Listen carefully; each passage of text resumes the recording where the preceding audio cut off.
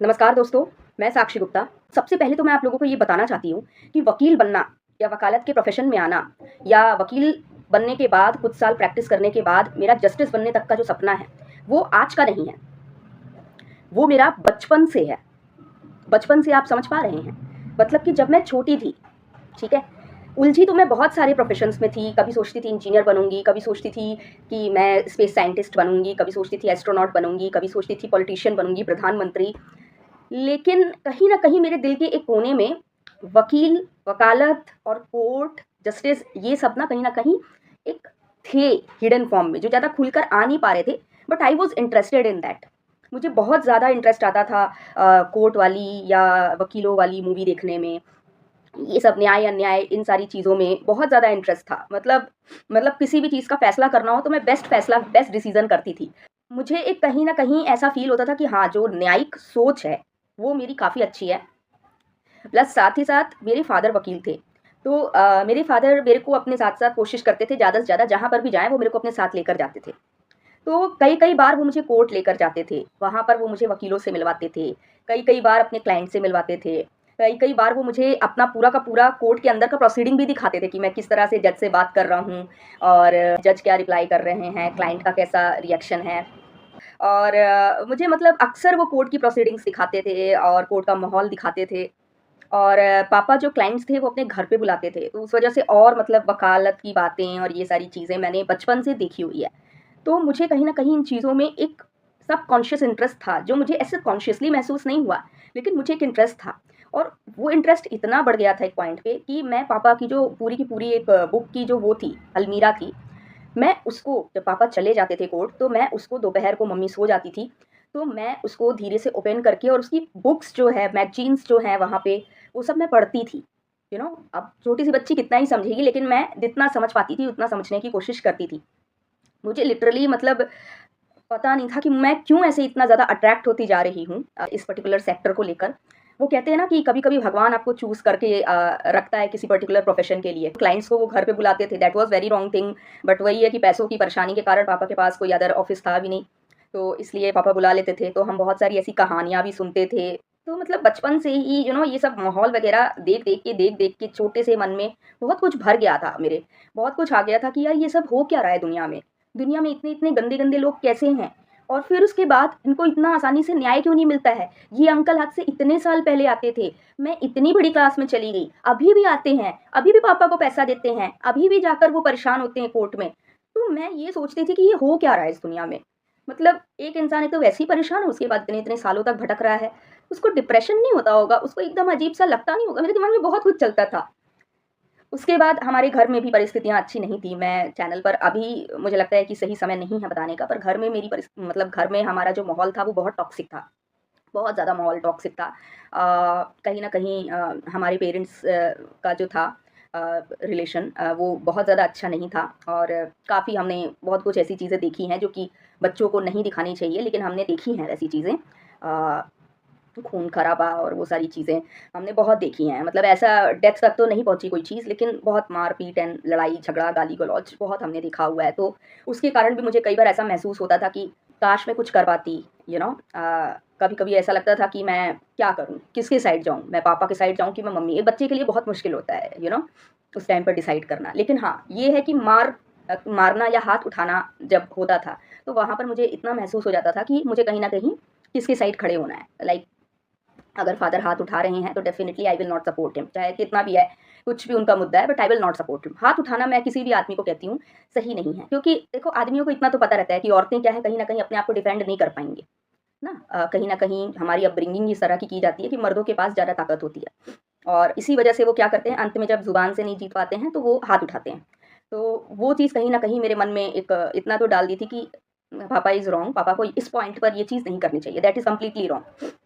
पर ठीक है, चलो जो भी था मेरे को तो दोनों प्यारे थे और मैं बहुत ज़्यादा पिसी हूँ बचपन से इस चीज़ में। तो हमने बहुत टॉक्सिक माहौल देखा है, प्लस घर की स्थिति भी सही नहीं थी और पापा की सबसे बड़ी जो कमज़ोरी थी वो ये थी कि पापा को बहुत ईज़िली क्लाइंट्स मैनिपुलेट कर लेते थे और कहते हैं ना कि जैसे वकील क्लाइंट्स का शोषण करता है, मेरे पापा का शोषण क्लाइंट्स ने किया है। ना, तो वो बेवकूफ़ बना के काम करवा के चल देते थे, पैसे भी नहीं देते थे। ऐसा नहीं है कि वो काम नहीं करते थे, काम करते थे, बट उनको क्लाइंट्स पैसे नहीं देते थे ईमानदारी से, वो बदमाशी कर जाते थे, उनके इमोशंस का गलत फ़ायदा उठाते थे। तो इस वजह से ऐसा होता था कि हमारे घर में कहीं न कहीं पैसों की परेशानी के कारण और भी बहुत सारी चीज़ें थीं, कहीं न कहीं पापा-मम्मी की अरेंज मैरिज थी, तो उतना एक बॉन्डिंग नहीं बन पाता। आजकल तो सबके घर की कहानी है, मतलब बहुत रेयर लोग ही होंगे जिनकी अरेंज मैरिज बहुत सक्सेसफुल हो जाती है या लव मैरिज बहुत सक्सेसफुल हो जाती है। नहीं तो मैरिजेज़ आजकल सक्सेसफुल हो ही नहीं रही हैं, और उस टाइम पर भी ऐसा नहीं है, होता था, लेकिन औरतें निभा जाती थीं या आदमी निभा जाते थे। तो पता नहीं क्या था, मैं कभी भी, वो कहते हैं ना, अपने घर में आदमी फ़ैसला नहीं कर पाता है, तो अपने घर में तो मैं गलत-सही का ज़्यादा कुछ ख़ास फ़ैसला नहीं कर पाई। लेकिन मुझे इतना तो समझ में आ गया था कि अगर एक पति-पत्नी के बीच रिश्ता अच्छा नहीं है, तो सबसे ज़्यादा अफ़ेक्टेड बच्चे होते हैं, और हम अफ़ेक्टेड हुए, बहुत ज़्यादा हम अफ़ेक्टेड हुए। तो ठीक है, जो भी था, मैं किसी को जज नहीं करना चाहती कि पापा गलत थे, मम्मी गलत थी, ठीक है। एक बच्चे के लिए बहुत मुश्किल होता है, दोनों में से किसी एक को गलत कहना। लेकिन द थिंग इज़ दैट कि एक चीज़ जो होती थी, जो हमें तोड़ देती थी, दैट वाज़ हाथ उठाना, और पापा जब हाथ उठाते थे, तो वो चीज़ें हमें तोड़ देती थी। मतलब खून खराबा तक हो जाता था, इतना ज़्यादा, आप समझ रहे हैं। और हर रात ये चीज़ होता था। मेरे फ़ादर को ड्रिंक करने की भी आदत थी, काफ़ी नशा वग़ैरह करते थे वो। और क्लाइंट्स का जो एक कहा जाए इतना आना-जाना था, उसकी वजह से भी हम अफ़ेक्टेड होते थे। हमारे खुद के घर में आना-जाना था, और बहुत सारी चीज़ें थी, मतलब जो बचपन में हमें एक ट्रॉमा दिया है, एक इमोशनल ट्रॉमा, एक मेंटल ट्रॉमा बहुत दिया है हमें। हमने बहुत टॉक्सिक माहौल में अपना जीवन बिताया है। तो बहुत सारी चीज़ें थी जो दिन-प्रतिदिन मुझे कोर्ट, कचहरी, न्याय, अन्याय, जस्टिस, पुलिस और वकील, ये सब सेक्टर में जाने के लिए मुझे प्रेरित कर रही थी, बहुत ज़्यादा। और फिर मैं धीरे-धीरे रिसर्च करते-करते फिर एक पॉइंट पर मुझे लगा मैं कलेक्टर बनूँगी। भले मैं भटकती थी दूसरे प्रोफ़ेशन में, पर मेरा, वो कहते हैं ना, जान कहीं न कहीं उसी में अटक गया था। मैं देखती थी कि किस तरह से एक इंसान कितना मजबूर हो जाता है कि चाहे उसके साथ कितना भी गलत हो रहा हो, वो ना कोर्ट जाता है, ना कहीं जाता है, सिर्फ़ इस डर में कि पता नहीं न्याय मिलेगा कि नहीं मिलेगा। और हमारे घर वाले तो इस चीज़ को लेकर काफ़ी समझदार थे। जब मेरे पापा के साथ प्रॉपर्टी वग़ैरह को लेकर कहा जाए कि धोखाधड़ी हुआ और बेईमानी हुआ, ठीक है? उनके जो भाई-बंधु थे, दादाजी तो थे, उनको तो उन्होंने ब्रेन वॉश कर दिया था, बहुत बुरे तरीके से ब्रेन वॉश कर दिया था कि उन्होंने ये नहीं सोचा कि चलो ठीक है, मेरे को अपने बेटे से प्रॉब्लम है, लेकिन ये जो बच्चियाँ हैं 3-3 और एक जो इसका बेटा है, इसका बेचारे का क्या होगा? इन लोग कहाँ सड़क में रहेंगे जब बड़े हो जाएँगे तो? या फिर वेट करेंगे, अपनी 15-20 हज़ार की नौकरी जो है, उसके दम पर थोड़ी ना घर बना लेंगे। तो उन्होंने कोई भी एक फिक्स प्रॉपर्टी, एक स्ट्रिक्ट कहते हैं ना वसीयत लिखना, कि एक बार मैंने नाम कर दिया तो फिर ये इसकी हो गई। वैसा कुछ स्ट्रिक्ट वसीयत बनाया नहीं, ऐसा बना दिया कि ईज़िली वो आराम से कहा जाए कि वो कब्ज़िया लिया जाए, इस टाइप का था। मतलब इतना कॉम्प्लिकेटेड उन्होंने बनाया था, एक कुछ प्रॉपर्टी दी थी, उसमें पूरे अपने सातों बेटे का नाम डाल दिया था। अब वो इतना इतना कॉम्प्लिकेटेड वो हो गया था, वो जो ज़मीन था, कि वहाँ पर मतलब जैसे ही आप अपना आधिपत्य दिखाने की कोशिश करो, तो 6 के 6 भाई तलवार लेकर खड़े हो जाएँ। तो उस परिस्थिति में ऐसी हो गई थी हालत कि हम कभी कभी भी अपने खुद के घर के बारे में सोचने का सोचे ही नहीं। एक इंसान को इतना मैनिपुलेट कर दोगे आप, इतने बुरे तरीके से ब्रेन वॉश कर दोगे, तो वो ना बहू की सुनेगा, ना बेटे की सुनेगा, ना बच्चों का उसको कोई कुछ दिखेगा। तो वो बुरे तरीके से ब्रेन वॉश हो गए थे, उन्हें हम दुश्मन लगते थे कहीं न कहीं अपने। चले गए अब तो वो इस दुनिया से, और उसके बाद तो हमारी स्थिति और ख़राब हो गई। अब जो चाचा लोग थे, उन्हें तो 1% हमारी पड़ी नहीं थी। इवन वो सोचते थे कि हमारा जितना भी नुकसान कर दें उतना बढ़िया है। हाँ, कभी-कभार कहीं-कहीं किसी चीज़ में कोई इंसानियत जाग गई तो थोड़ी-सी एक इंसानियत, एक दया दिखा दिए। लेकिन एक जो होता है ना, रोटी, कपड़ा, मकान, हर इंसान समझता है रोटी, कपड़ा, मकान कितना ज़रूरी होता है, जिसकी 3 जवान बच्चियाँ हों। पर उन्हें कभी दया नहीं आई इस स्तर पर कि वो कभी हमारे लिए कुछ अरेंजमेंट करें कि चलो भई इस बच्ची के नाम ही कर देते हैं कि जैसी बालिग होगी तो इसके लिए ना, या इसकी माँ के ही नाम कुछ कर देते हैं। तो उन्होंने कभी नहीं, उनकी देने की नीयत ही नहीं थी। कहते देने की नीयत होती है तो आदमी कहीं न कहीं से कुछ न कुछ इंतज़ाम करता है। लेकिन जब जिसकी किसी की देने की नीयत ही ना हो, तो फिर वो क्या करते हैं, एक-दूसरे पर दोषारोपण करते हैं। हमारे घर में भी वही हुआ।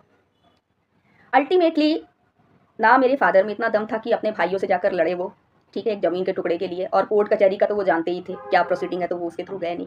और हम बेघर हो गए। मतलब हम ज़बरदस्ती, जो वो एक पुश्तैनी घर में ज़बरदस्ती घुस के रह रहे थे, और जब हम उसमें ज़बरदस्ती घुस के रहे हैं ना, मैं बता रही हूँ 27-28 साल हम उस घर में रहे हैं, और उस 27-28 साल में हमने जो ट्रॉमा झेला है, मतलब उन लोगों ने हर वो कोशिश की जिससे कि हम वो घर छोड़कर चले जाएँ।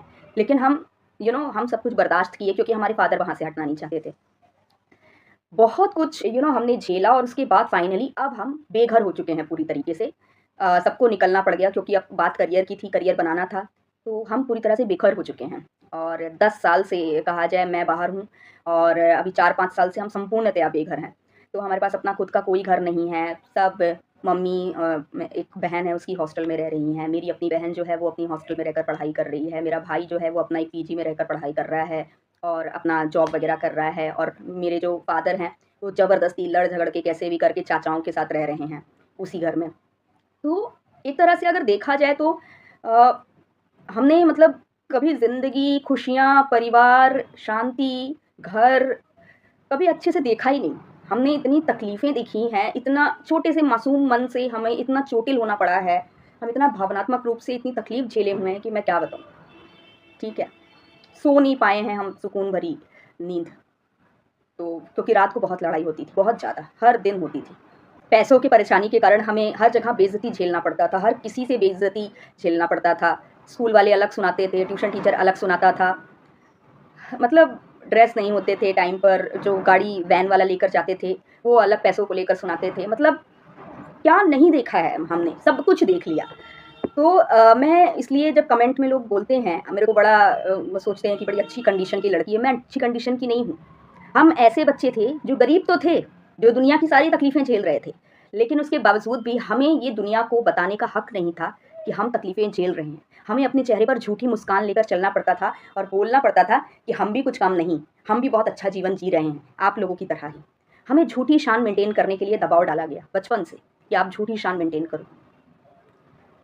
सोचो, एक इंसान जो इतना कुछ सह रहा है, झेल रहा है, और उसके बाद वो दुनिया को बता नहीं सकता कि वो कितनी तकलीफ़ें झेल रहा है, और उसके बाद वो तकलीफ़ें ना बताने के कारण वो मिसअंडरस्टूड हो रहा है दुनिया द्वारा। दुनिया ये बोल रही है कि अरे क्या ही प्रॉब्लम है, इतने अच्छे स्कूल में पढ़ रहे हो। अरे उसको क्या पता हर महीने वो कितना टॉर्चर झेल रहा है प्रिंसिपल के सामने जाकर कि मैडम पैसा कहाँ है, मम्मी को कॉल आ रहा है, फीस नहीं आई है इतने महीने से।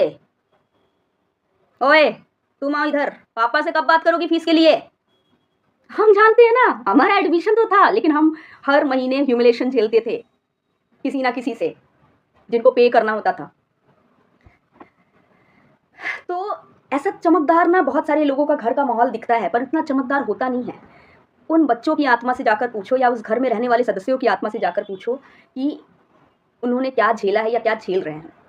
तो ये चीज़ें हैं। तो मैं मतलब आपको बता रही हूँ, मैं अपनी बचपन की फ़ोटो आप देख लेंगे, इंस्टाग्राम पे जाएँगे अगर आप, तो आप मेरी तस्वीरें दिखेंगे। मैं जितनी डाउन अब दिखने लग गई हूँ ना, मैं इतनी डाउन थी नहीं। 30 साल की उम्र क्या होती है, मतलब 29.5 मेरी रियल एज है। क्या होती है 29.5? मैं इतनी डाउन दिखने लग गई हूँ। मैं अपने पूरे ख़ानदान की सबसे खूबसूरत लड़की थी। सहते, सहते, सहते, सहते, और मैंने हर संभव प्रयास किया। मैंने बहुत छोटी उम्र से अपने घर को सँभालने की कोशिश की, पापा के काम को भी हैंडल करने की कोशिश की, मम्मी के काम को भी हैंडल करने की कोशिश की। बहुत छोटी उम्र से मैंने बहुत संघर्ष किया है, घर का काम, बाहर का सारी चीज़ें, और मैंने बहुत ज़्यादा ह्यूमिलेशन झेला है कि गधी है, गँवार है, बोकी है, कुंद बुद्धि है, इसको तो इसका पढ़ाई में इतना कम नंबर आता है। क्या नहीं झेला है मैंने। पर मुझे पता था ना कि मेरा पढ़ाई में मन क्यों नहीं लगता है, क्योंकि मैं हर दिन इस तनाव में ज़्यादा रहती थी कि यार मैं कैसे करके घर में जाकर लड़ाई रुकवा दूँ। मेरा सिर्फ़ एक ही गोल था कि आज लड़ाई ना हो, आज लड़ाई ना हो, यही गोल रहता था मेरा।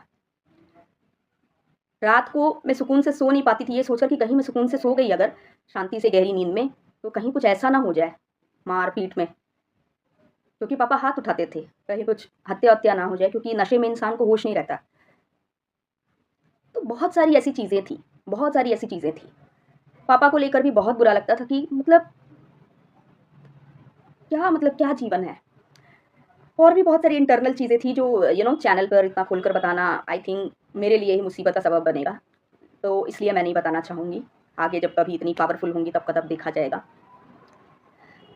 बस मैं अपनी इस स्टोरी को इसलिए बता रही हूँ ताकि आप लोगों को पता चले कि ये लड़की जो आज आपके सामने बैठी हुई है ना, ये कोई बड़े चकाचौंध, बड़े बहुत बढ़िया माहौल से नहीं आई है। इसने वो झेला है जिसे कोई झेल भी नहीं सकता, मर जाता है। बच्चे सहम के मर जाते हैं। फॉर एग्ज़ाम्पल, सामने वाला कोई एक पूरा इतना बड़ा रॉड उठा के ऐसे मार रहा है, पूरा एकदम सर पे ऐसे घुस गया, निकल ही नहीं रहा, इतना बुरा घुस गया, खून खून बल बल बल बल बल गिर रहा है, और वो छोटी सी बच्ची एकदम से सहम के ऐसे उड़ गई, 7-8 साल की, 12 साल की जितनी भी है, सहम के ऐसे उड़ गई। देखिए एकदम खून ऐसे भल भल भल गिर रहा है, चिल्ला रही है उसकी माँ। और वहाँ पे भाई उतना देखते तो लड़की बेहोश हो जाती है, पर मैं पता है क्या होती थी, मैं पलटती थी, फिर होश में आती थी, मम्मी मम्मी करके, फिर ऐसे देखती थी, फिर चिल्लाती थी, हाथ पैर मेरे ऐसे ऐसे कांपते रहते थे ऐसा। और ये एक बार नहीं, हर रात देखती थी मैं, खड़े होकर देखती थी, बेहोश हो जाती थी, फिर उठती थी, इस टाइप से होता था मेरे साथ। इतना मेरे उस मासूम से दिल पर चोट लगा है, इतना ज़्यादा सर्वाइव ही नहीं कर सकता कोई इंसान। पर मैं ज़िंदा हूँ और ज़िंदा लोगों की मदद करना चाहती हूँ। तो ऐसा नहीं है, और हो सकता है शायद मेरे इस वीडियो को जो देख रहे हैं वो शायद मुझसे भी ज़रा तकलीफ़ें झेले हों, लेकिन मैं ये कह रही हूँ कि हर किसी की तकलीफ़ें अपनी हैं, हर किसी के संघर्ष अपने हैं। और इतना जितना आसान होता है लोगों को जज करना, उतना आसान उसकी उनकी ज़िंदगी नहीं होती है। तकलीफ़ें मैंने भी बहुत झेली हैं, बहुत कुछ ऐसा देखा है जिसके बाद इंसान सिर्फ़ ये सोचता है कि भैया अब मुझे सुकून से ज़िंदगी जीना है। लेकिन मैंने उस पॉइंट पर ये डिसाइड किया कि जो दिन मैंने देखे हैं ना, वो दिन कोई और ना देखे। मैं चाहती हूँ कि भारत का लीगल सिस्टम इतना ज़्यादा स्ट्रॉन्ग हो, इतना ज़्यादा स्ट्रॉन्ग हो कि किसी के घर में अगर कोई स्टेप नहीं ले पा रहा है अपने लिए, तो भारत का कानून इतना सशक्त हो कि वो ईज़िली उनकी मदद कर सके। या सामने वाला इतना विश्वास कर सके कि अगर मैं किसी तरह कानून तक पहुँच जाऊँ या न्यायपालिका तक पहुँच जाऊँ, तो वो मेरे को ज़रूर मदद करेगी। ठीक है, ऐसा नहीं है, न्यायपालिका बहुत सारे लोगों का भला भी कर रही है, लेकिन बहुत सारे ऐसे लोग भी हैं जिनका पूरी तरह से विश्वास उठ चुका है न्यायपालिका से। ना मेरे फादर अपने साथ जो बेईमानी हुई प्रॉपर्टी को लेकर, ना उसके लिए वो स्टेप ले पाए, ना मेरी मदर जो उनके साथ हो रहा था वो उसके लिए कोई स्टेप ले पाई। कुछ नहीं हो पाया। कहीं न कहीं कानून व्यवस्था को लेकर विश्वास ना होने के कारण ही ये लोग एक-दूसरे में ही लड़ते रहे और कभी भी कोई फैसला लेने का हिम्मत नहीं कर पाए। और ऐसा नहीं है कि मैं बस उनको जज कर रही हूँ। मैं और आप समझ नहीं सकते कि उन दोनों पर क्या बीती होगी जब उनके बीच लड़ाई होती थी। किसी को भी लड़ना पसंद नहीं है अपने रिश्ते में। हर इंसान बहुत अच्छे से रहना चाहता है अपनी पत्नी के साथ, या वो पत्नी अपने पति के साथ बहुत अच्छे से रहना चाहती है। मेरे माँ-बाप भी बहुत अच्छे से रहना चाहते थे। मैं कोशिश देखती थी, वो दोनों बहुत कोशिश करते थे, बट नहीं हो पाया। समाज का दबाव, बहुत सारी चीज़ों के कारण वो दोनों अलग नहीं हो पाए और एक बहुत टॉक्सिक माहौल हम बच्चों को उन्हें देना पड़ गया। तो जो भी है, मैं बस इस स्टोरी के माध्यम से आपको ये समझाना चाहती हूँ कि जीवन में चाहे कितनी भी तकलीफ़ हो, लेकिन हमको हार नहीं माननी चाहिए। और दूसरी चीज़ कि कभी भी इतनी आसानी से किसी को जज नहीं करना चाहिए। नहीं पता आपको कि किसके हँसते हुए चेहरे के पीछे क्या दुःख है। और दूसरी चीज़ कि लीगल सेक्टर के प्रति मेरा इतना ज़्यादा रुझान कैसे हुआ? इसीलिए हुआ क्योंकि मैंने इतनी भयावह चीज़ें देख ली थी कि अब मुझे इतना तो समझ आ गया था कि न्यायपालिका को सशक्त बनाकर ही आने वाली पीढ़ियों के लिए मैं एक शांतिपूर्ण माहौल बना सकती हूँ। न्यायपालिका में जो भी परेशानियाँ हैं, जो भी गड़बड़ी है, उसको ठीक करके ही, हाँ, मेरे को पता है इतना आसान नहीं है, उसके लिए पूरी ज़िंदगी लग सकती है मेरी, लेकिन हम कोशिश भी ना करें, ये तो सही नहीं है ना। तो मेरे को ये था कि यार हारेंगे या जीतेंगे वो बात की बात है।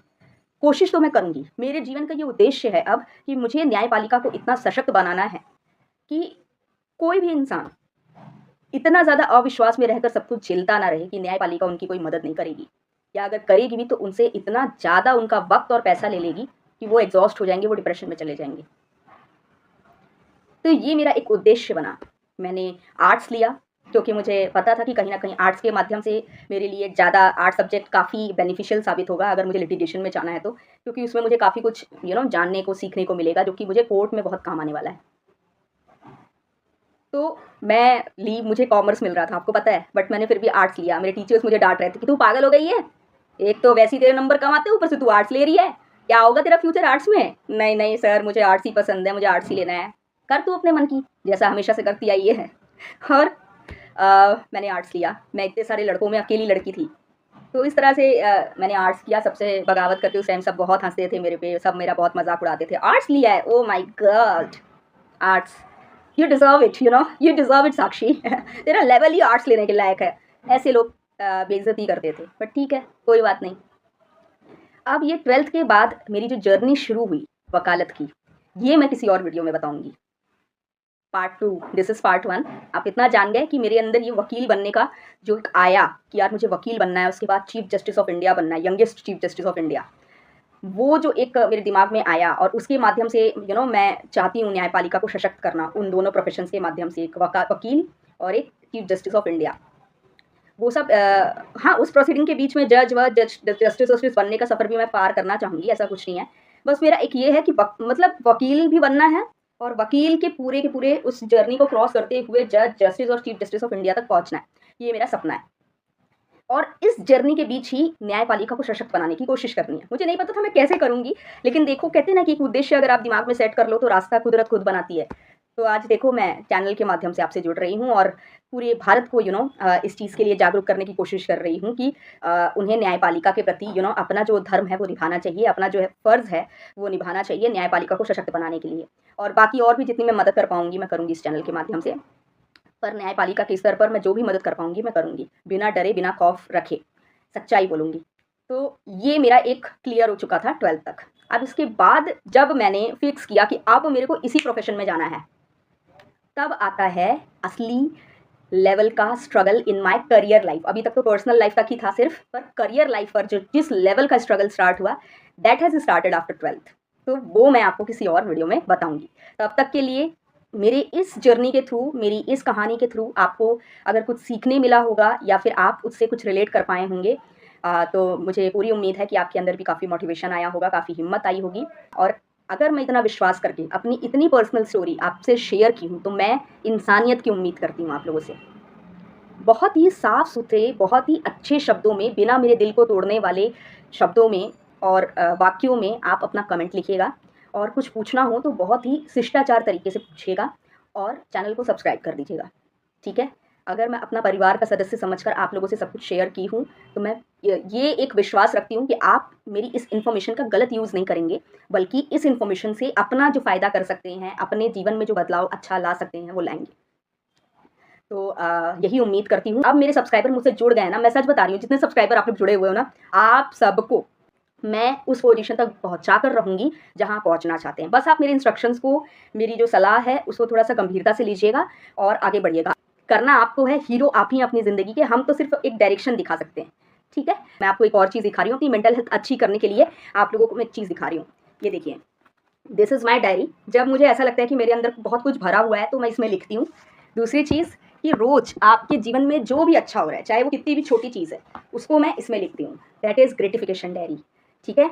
और जो चीज़ मैं अच्छा चाहती हूँ अपने जीवन में, उसको ऐसा मानकर लिखती हूँ कि वो चीज़ मेरे जीवन में हो चुकी है, तो वो भी मैं इसी में लिखती हूँ। और ये सुबह एकदम उठते ही और रात को सोते जाते ही, ये चीज़ आपको करना है।